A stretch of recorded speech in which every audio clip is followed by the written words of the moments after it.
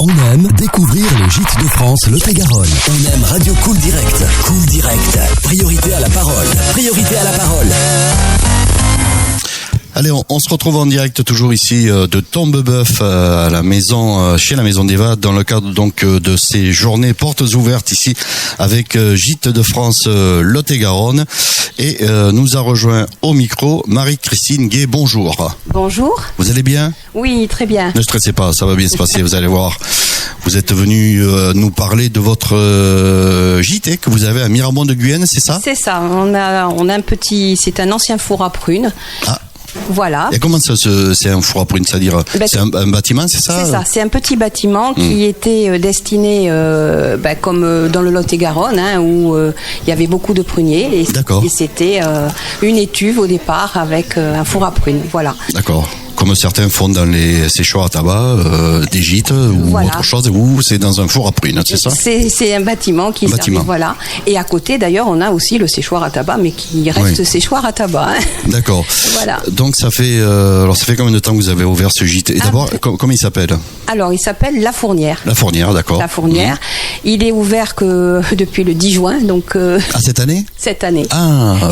Nous sommes tout nouveaux. Ah, c'est nouveau. Ah, vous êtes tout nouveau. Ah, vous avez déjà eu des clients, mais non, puisque c'est ouvert depuis aujourd'hui, c'est ça ? Alors c'est ouvert depuis aujourd'hui, mais ça a été sur le site de Gîte de France à peu près 3 semaines et mois. Vous avez eu des clients ? Et là, on a 4 réservations. Ça y est, vous allez attaquer votre première saison estivale, c'est ça ? C'est ça. La première saison estivale qui on va voir. On va voir comment ça va se passer. Qu'est-ce qui vous a fait partir dans le gîte ? C'est quoi ? C'est le fait d'avoir de la place ?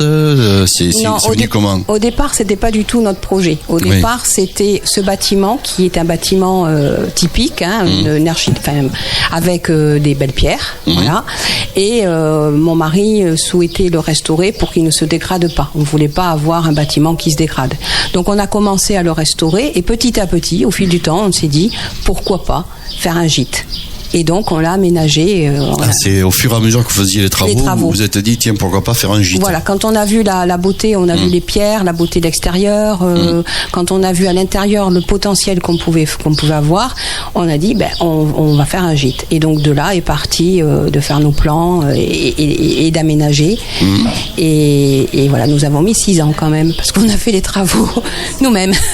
Ah oui, ça c'est toujours un petit peu long, mais bon, les travaux ils se sont clôturés quand ? Alors ils se sont clôturés cette année et là on a encore affaire à aménager l'extérieur pour rendre le cadre encore plus agréable. Alors c'est en pleine nature. C'est quand on est sur la terrasse du gîte, on a des arbres, voilà. Ah, c'est mieux que d'avoir une autoroute ou un pont. Voilà. C'est ça en fait. Voilà. Donc. Et donc vous êtes lancé là-dedans. Vous n'avez pas eu peur ? Non. Non. Peur non, parce que... Peur de pas y arriver, quoi.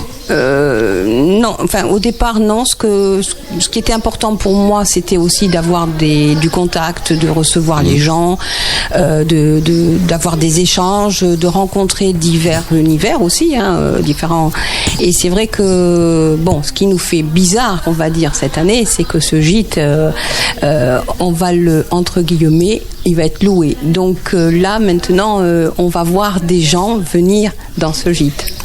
Voilà, vous allez voir leur première réaction, ce qu'ils en pensent, c'est ça en fait. C'est ça, et pouvoir nous dire, parce qu'on sera ouvert à tout, s'il y a quelque chose qui ne va pas, à nous dire ça, peut-être que ça sera amélioré. Ou le contraire, nous dire c'est super, voilà. Oui, vous allez prendre le bon et les moins bons pour en faire le meilleur, c'est ça en fait.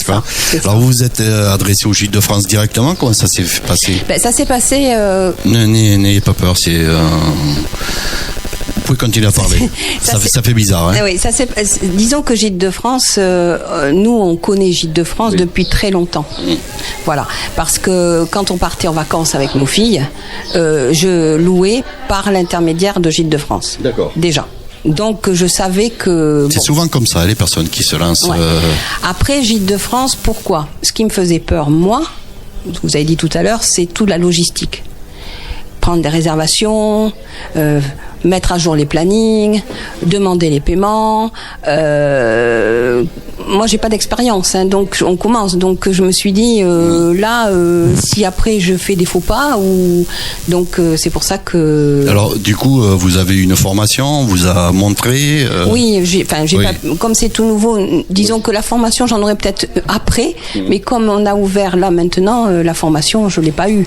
Mais je pense que si on a envie de faire ça. Le principal c'est déjà d'accueillir, comme vous le faites habituellement quand vous recevez des personnes chez vous. C'est ça en fait. Quoi. Et le but c'est ça, c'est que pour moi c'est que les gens se sentent bien et qu'on arrive à des échanges où on peut créer aussi des affinités. Marie-Christine Gué, donc de Miramont de Guyenne, et le gîte, on va juste rappeler comment il se nomme ce gîte.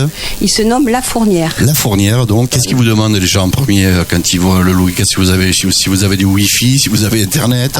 C'est la priorité. Hein. C'est ça. Ça, je pense que aujourd'hui, s'il n'y a pas ça, après, c'est un gîte pour 4. Pour l'instant, on a 4 réservations, mais 2 couples. C'est-à-dire, ce sont 2 personnes différentes. C'est un couple. Qui ne se connaissent pas. Non, c'est 4. Mais je veux dire, c'est pas une famille avec un enfant ou voilà. Eh bien, on va vous remercier, Marie-Christine. Donc, Miramont de Guyenne, gîte. On va rappeler le nom du gîte. Alors, c'est La Fournière. La Fournière. Donc, c'est un ancien four à prunes. Qui a été entièrement retapé. Et une histoire, donc, du coup. Il y a une histoire. C'est pour ça, d'ailleurs. C'est ce que vous aviez pris des notes. Vous vouliez parler de quelque chose? Vous avez tout dit? Non, parce que Marie-Christine a pris des notes. Et ça, c'est très bien. Pour pas oublier. C'est ce que j'ai expliqué. Que ce four, c'est un ancien four à prunes qui a été restauré. Et que ce qu'on a voulu, c'était, ce que je voulais dire, c'est qu'on lui a apporté une touche de modernité à l'intérieur. Il n'y a pas de pierre apparente à l'intérieur. Est-ce qu'il ressemble encore au... Oui. Enfin, je sais pas, il y a peut-être des objets. Oui, exactement. Exactement. C'est-à-dire que comme on l'a refait nous-mêmes, quand mon mari a fait les travaux intérieurs de démolition, puisqu'il y a eu de la démolition, il a retrouvé l'ancienne porte du four. Ah oui, il est de la chance. Et on a retrouvé une vieille pierre gravée avec une année. Donc, on a remis cette pierre.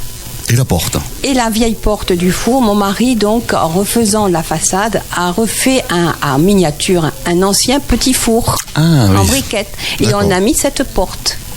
Voilà, pour montrer que ce four a quand même une histoire familiale importante. Et les gens vont certainement vous demander de raconter un petit peu l'histoire de ce gîte. Hein. Certainement, certainement. Vous avez pris, mais comme vous prenez des notes, ça devrait le faire. Il y a l'histoire et des photos. Merci à vous d'être passé au micro de Cool Direct. Marie-Christine à Miramont de Guyenne. Merci à vous. Merci beaucoup. Merci, au revoir. Au revoir.